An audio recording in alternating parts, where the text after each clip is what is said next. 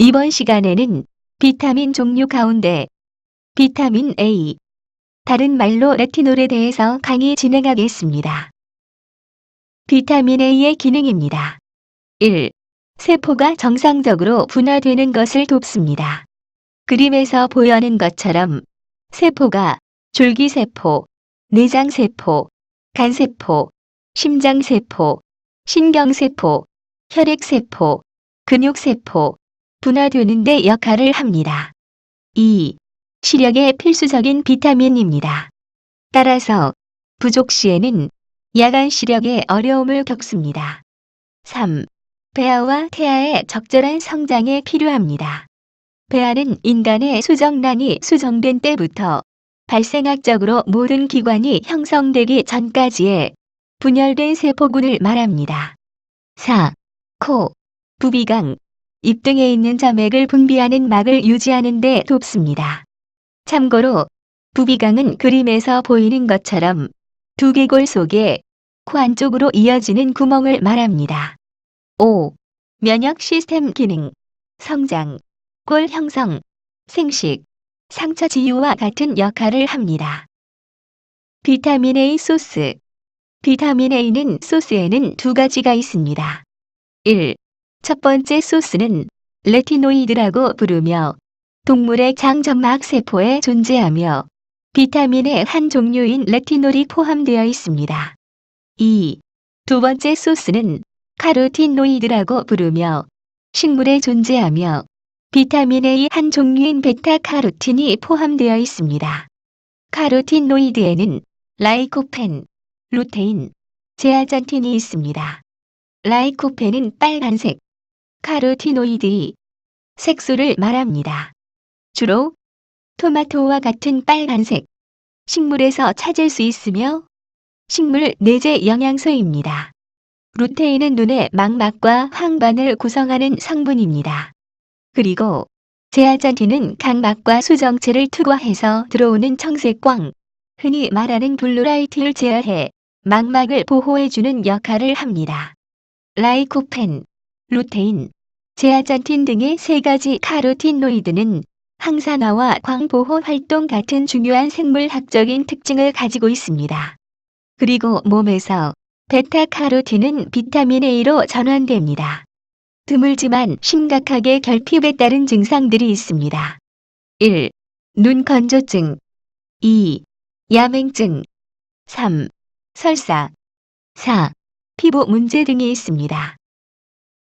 비타민 A와 관련된 질병에 관한 내용입니다. 첫 번째, 여드름, 건선 및 기타 피부 질환에 관한 연구 내용을 알아보겠습니다. 1. 합성 비타민 A가 포함된 크림이나 알약은 심한 여드름이나 건선을 완화시키기 위해 처방됩니다. 2. 또한 다른 피부 질환이나 사마귀, 햇볕에 의한 조기 노화를 치료하기 위해서 사용됩니다. 3. 최근 연구들은 항산화제와 함께 사용 시 국소 형태의 잔주름과 주름을 최소화할 수 있다는 것을 보여주고 있습니다. 하지만 반드시 의사의 감독하에 사용되어야 합니다. 4. 참고로 경구로 복용하는 여드름 치료제인 이소트레티노인이 있습니다. 상품으로 아큐테인이 있는데 심각한 부작용을 일으킬 수 있으므로 피임약을 복용하지 않는 가임기 여성과 임산부는 사용해서는 안 됩니다. 두 번째, 비타민 A와 눈 질환에 관한 연구 내용입니다. 우리가 식단에서 비타민 A를 섭취하는 것은 좋은 시력을 위해 필수적입니다. 1. 연구에 따르면 식단에서 높은 수준의 비타민 A를 얻는 것은 노화와 관련된 황반 변성과 백내장이 발병할 가능성을 낮춰주는 것으로 나타났습니다. 황반 변성은 망막의 중심에 있는 황반에 변성이 오는 질환을 말합니다. 황반은 작지만 민감한 부위로 사물의 중심을 볼 수 있게 하고 사물을 인식해 색을 구별하는 등 시력의 90%를 담당하고 있습니다. 백내장은 단백질이 쌓여 수정체 위에 혼탁한 층을 형성해 발생하며 이 때문에 눈에 들어올 수 있는 빛의 양이 줄어듭니다. 그러나 연구는 비타민 A 보충제를 복용하는 것이 효과가 있는지에 대해서는 명확하게 알지 못하고 있습니다. 2. 일부 연구에서는 비타민 A 보충제가 유전 질환인 망막 색소 변성증의 손상을 느려지게 할 수 있으나 이 경우는 독성이 발생할 수 있는 고용량을 사용한 경우였습니다. 망막 색소 변성증은 망막에 분포하는 광수용체의 기능 장애로 발생하는 진행성 망막 변성 질환을 말합니다. 세 번째, 비타민 A와 흑력에 관한 연구 내용입니다. 1. 비타민 A 결핍을 가지고 있는 어린이들에게 비타민 A 보충제는 홍역의 고통과 합병증을 줄여줄 수 있다고 합니다. 2. 비타민 A 결핍을 가지고 있는 아이들은 홍역을 포함하여 질병에 감염될 가능성이 높습니다. 홍역은 파라믹소바이러스과에 속하는 홍역 바이러스가 일으키는 전염성이 매우 높은 질환을 말합니다. 전 세계적으로 비타민 A의 결핍은 널리 퍼져 있으며 홍역이 있는 사람들 가운데 적어도 1%는 사망하는 것으로 나타났습니다. 3. 세계보건기구는 홍역을 가지고 있는 아이들에게 비타민 A 보충제를 주는 것을 추천하고 있습니다. 하지만 비타민 A 결핍을 가지고 있는 경우는 도움이 되지 않는 것으로 나타났습니다. 또한 의사의 감독 없이 비타민 A 보충제를 어린이들에게 주어서는 안 됩니다. 네 번째, 비타민 A와 암에 관한 연구 내용입니다. 비타민 A가 암의 위험을 감소시킨다는 명확한 증거는 없습니다. 1. 식사에서 충분한 베타-카로틴과 과일이나 야채에서 카로티노이드를 먹는 사람들은 유방암, 대장암, 식도암, 자궁경부암, 흑색종 같은 특정 암의 위험을 낮춰주는 것으로 나타났습니다. 2. 일부 실험실 연구들은 비타민 A와 카로티노이드가 시험관에서 특정 유형의 암과 싸우는데 도움이 되는 것으로 나타났습니다. 3. 몇몇 연구는 비타민 A 보충제가 암의 예방과 치료에 도움이 될 수 있음을 제안하기도 했습니다. 4. 비타민 A에 대한 긍정적인 연구 가운데 하나는 비타민 A의 합성 형태인 레티노이드와 피부암에 관한 조사입니다. 왜냐하면은 특정 형태의 피부암을 가지고 있는 사람들은 혈중 비타민 A와 베타카로틴 수치가 낮게 가지고 있기 때문입니다. 그러나 연구들은 높은 용량의 비타민 A와 베타카로틴을 복용하는 것이 피부암을 예방하거나 치료하는 것은 아니라고 제안합니다. 5. 반면에 비타민 A 보충제가 해로울 수 있다는 일부 증거도 있습니다. 예를 들어 흡연을 하는 사람과 자주 술을 마시는 사람들이 베타카로틴이나 비타민 A 보충제를 복용하는 사람들은 폐암의 위험이 높은 것으로 연구되었습니다. 다음은 비타민 A 식이소스에 대해서 알아보겠습니다. 비타민 A 식이소스는 크게 두 가지 형태에서 발견됩니다. 1. 비타민 A는 레티놀과 팔미산의 합성물인 레티닐 팔미테이트에서 발견됩니다. 팔미산은 포화 지방산의 일종으로 비누 그리스 등의 원료로 쓰이고 있습니다. 2.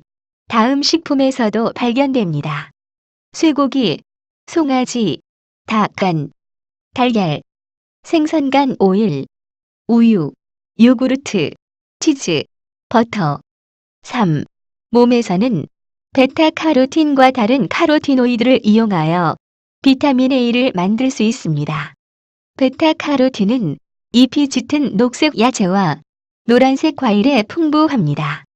특히 고구마, 당근, 호박, 멜론, 살구, 복숭아, 망고 등의 상당한 양의 베타카로틴이 포함되어 있으며 이러한 베타카로틴이 풍부한 음식을 섭취하면은 몸에서 비타민 A의 수준을 높일 수 있습니다. 비타민 A 1일 복용량 가이드입니다. 단위는 마이크로그램입니다. 1. 0개월에서 6개월까지 신생아는 400마이크로그램입니다. 7개월부터 12개월까지 유아는 500마이크로그램입니다. 3. 어린이 1살부터 3살까지는 300마이크로그램이며 4살부터 8살까지는 400마이크로그램입니다. 그리고 9살부터 13살까지는 600마이크로그램입니다. 4. 성인 남성의 경우 14살 이상부터는 900마이크로그램입니다. 5. 성인 여성의 경우 14살 이상부터는 700마이크로그램입니다. 6. 임산부는 750에서 770마이크로그램입니다. 7. 모유 수유 여성은 1200에서 1300마이크로그램입니다. 비타민 A 복용 시 주의사항들입니다. 1. 비타민 A와 약물과의 상호작용 및 부작용에 대한 가능성 여부를 확인해야만 합니다. 2. 임신 기간 중에는 심각한 출생 결함을 일으킬 수 있으므로 너무 많은 비타민 A를 복용하면 안 됩니다. 3. 일부 임산부들은 이미 비타민 A가 포함된 종합 비타민을 복용하고 있습니다. 따라서 별도로 비타민 A 보충제를 복용해서는 안 됩니다. 4. 합성 비타민 A는 기형아 출산의 원인이 될 수 있습니다. 따라서 임신 중이거나 임신을 계획하고 있는 여성이라면 합성 비타민을 복용해서는 안 됩니다. 5.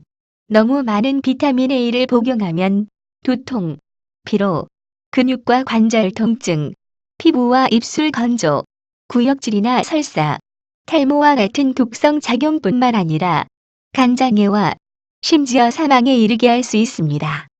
6. 음식으로 얻어진 비타민 A는 안전한 것으로 여겨집니다. 하지만 보충제를 통해서 너무 많은 양을 얻을 수 있습니다. 19세 이상 성인의 경우는 비타민 A 허용 상한이 만화유입니다. 만약 그 이상을 복용하는 경우는 의사의 상담이 필요합니다. 7. 간질 환자나 당뇨병이 있는 사람들은 의사의 감독 없이 비타민 A 보충제를 복용해서는 안 됩니다. 8. 많은 양의 술을 먹는 사람과 흡연자들은 보충제 형태의 베타카로틴을 복용해서는 안 됩니다. 왜냐하면은 비타민 A와 베타카로틴은 혈중에 있는 지방인 중성지방을 증가시킬 수 있으며 특히 흡연자의 경우는 심장질환으로 인한 사망 위험을 증가시킬 수 있기 때문입니다. 9. 만일 비타민 A를 너무 많이 복용한 경우는 캐랍을 섭취하여 몸에서 비타민 A의 이용을 증대시켜줄 수 있습니다. 캐롭은 높이가 10m 정도 자라는 상록 화력 관목입니다. 비타민 A와 약물의 상호작용에 대해서 알아보겠습니다. 다음과 같은 약물 중 하나를 복용하는 경우 먼저 의사와 상담하지 않고 비타민 A를 복용해서는 안 됩니다. 첫 번째, 테트라사이클린 항생제와 비타민 A와의 연구 내용에 관해서 알아보겠습니다. 테트라사이클린 항생제를 복용하는 사람이 너무 많은 비타민 A를 복용하는 경우 뇌의 혈류압이 상승해서 나타나는 두개 뇌압 항진 위험이 발생할 수 있습니다. 두개 뇌압 항진은 한정된 공간 속에서 종양이 성장하면 정상적인 뇌를 압박하여 두개 뇌압이 상승하고 그로 인해 두통, 구역질, 구토 등의 증상이 나타나며 그대로 둘 경우 의식이 저하되고 환자가 사망하기도 합니다. 테트라사이클린 관련 항생제 1. 데메클로사이클린이 있습니다. 데메클로사이클린은 만성 상황에서 수분 섭취 제한을 유지하기 힘든 경우에는 항이뇨 호르몬의 신장에 대한 효과를 감소시키는 약물로 상품으로는 데클로마이신이 있습니다. 2. 미노사이클린이 있습니다. 미노사이클린은 여드름 환자에게 많이 사용하며 부작용으로는 소화불량, 두통 등이 있습니다. 상품으로는 미노신이 있습니다. 3. 테트라사이클린은 많은 세균성 감염을 막는 데 사용되는 스트랩토마이신에 의해 생산되는 항생물질입니다. 1950년대 초에 개발되었습니다. 주로 여드름 치료에 사용되며 상품으로는 아크로마이신이 있습니다. 두 번째, 제산제와 비타민 A에 대한 연구 내용입니다. 한 개의 연구에서 비타민 A와 제산제의 조합이 궤양을 치료하는 데 있어 제산제 단독으로 사용하는 것보다 더 효과적일 수 있음을 제안하고 있습니다. 세 번째, 항응고제와 비타민 A에 관한 연구 내용입니다. 와파린 같은 항응고제를 복용하고 있는 사람이 비타민 A를 장기간 또는 고용량을 복용할 경우 출혈 위험을 증가시킬 수 있으므로 비타민 A를 복용하기 전에 담당 의사와 상의를 해야 합니다. 상품으로는 쿠마딘이 있습니다. 네 번째, 콜레스테롤을 낮추는 약물과 비타민 A에 관한 연구 내용입니다. 콜레스테롤을 낮추는 약물은 비타민 A의 흡수 능력을 감소시키고 몸에서 비타민 A의 수치를 낮춥니다. 이러한 경우는 수용성 비타민 A가 도움이 될 수 있습니다. 콜레스테롤을 낮추는 약물은 다음과 같습니다. 1. 콜레스티라민이 있습니다. 콜레스티라민은 담즙산이 소장 내에서 재흡수되는 것을 막아 LDL 콜레스테롤을 떨어뜨리는 약물이며 상품으로는 퀘스트란이 있습니다. 2. 콜레스티폴이 있습니다. 콜레스티폴은 혈중 콜레스테롤을 저하하는 데 사용하는 약물로 상품으로는 콜레스티드가 있습니다. 반면에 콜레스테롤을 낮추는 다른 분류의 약물인 스타틴은 혈중 비타민 A의 수치를 증가시킵니다. 다섯 번째, 독소루비신과 비타민 A에 관한 연구 내용입니다. 독소루비신은 특정 암의 치료에 사용되는 항암제로 시험관 연구에서는 비타민 A가 독소루비신 작용을 더 강하게 만드는 것으로 관찰되었습니다. 하지만 아직까지는 더 많은 추가적인 연구가 필요합니다. 만일 암 치료를 받고 있다면 보충제로 비타민 A를 복용하기 전에 담당 의사와 상의해야만 합니다. 여섯 번째, 간은 약물을 처리하는 공장입니다. 이러한 간과 비타민 A에 대한 연구 내용입니다. 다른 약물과 함께 비타민 A를 고용량 복용하는 경우 간은 이들 약물을 처리해주는 과정에서 간 손상과 간 부전의 원인을 제공하게 됩니다. 간 부전은 간의 감염, 중독 등으로 인해 간의 단백질 합성 및 해독 기능이 떨어진 상태를 말합니다. 다음에 제시하는 약물을 처방받은 경우 비타민 A를 같이 복용하기 전에 의사에게 문의해 봐야 합니다. 1. 아세트아미노펜이 있습니다. 아세트아미노펜은 진통 해열제로 사용하는 백색 결정성 물질로 상품으로는 타이레놀이 있습니다. 2. 카르바마제핀이 있습니다. 카르바마제핀은 3차 신경통, 간질 치료용의 항경련제로 상품으로는 테구레톨이 있습니다. 3. 아이소나이아지드가 있습니다. 아이소나이아지드는 결핵의 예방과 치료에 사용되는 항결핵성 항균제입니다. 4. 메토트렉세이트가 있습니다. 메토트렉세이트는 백혈병, 육모 상피암 등의 질환에 있어 제암제로 사용하는 엽산 기량제의 일종입니다. 일곱 번째, 레티노이드와 비타민 A에 관한 연구 내용입니다.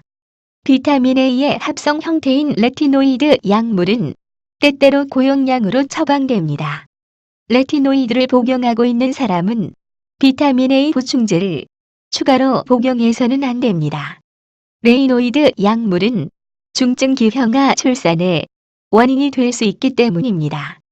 따라서 가임기 여성은 레티노이드 같은 약물을 복용하기 전에 피임 여부와 임신 테스트 등에 관해서 미리 고려해보고 산부인과 의사와 상의를 해야만 합니다. 다음은 레티노이드 약물들입니다. 1. 아시트레틴이 있습니다. 식약처에 따르면 건선 치료제 아시트레틴 복용 환자의 혈액을 인부에게 소혈하면 이른바 기형 유발 독성을 야기할 수 있어 복용 중단 시점부터 3년 동안은 헌혈하지 않아야 한다고 보도된 바 있습니다. 상품으로는 소리아테인이 있습니다. 2. 백사로텐이 있습니다. 백사로텐은 피부암 치료제이며 상품으로는 타구레틴이 있습니다. 3. 이소트레티노인이 있습니다. 이소트레티노인은 피지의 분비를 줄이는 가장 효과적인 성분으로 인해 여드름 약물 치료제로 이용되고 있으며 상품으로는 여드름에 쓰는 경구약인 어큐테인이 있습니다. 4. 타자로틴이 있습니다. 타자로틴은 여드름, 종양, 건선, 습진, 표피성 기미 등의 피부 질환에 사용되는 연고제로 상품으로는 에버지가 있습니다. 5. 트레티노인이 있습니다. 트레티노인은 비타민 A 유도체 중 하나로 레티노산의 일종으로 대개 피부의 여드름 치료와 감소를 위해서 연고제 형태로 처방받습니다. 이 연고제는 레티노이드가 농축되어 있지 않습니다. 대표적인 상품으로는 레틴A가 있는데 상품에 따라 레티노이드 함유가 다릅니다. 따라서 레틴A를 사용하는 경우 비타민 A 보충제를 복용하지 말아야 합니다. 이상으로 비타민 A에 대한 모든 강의를 마치겠습니다. 감사합니다.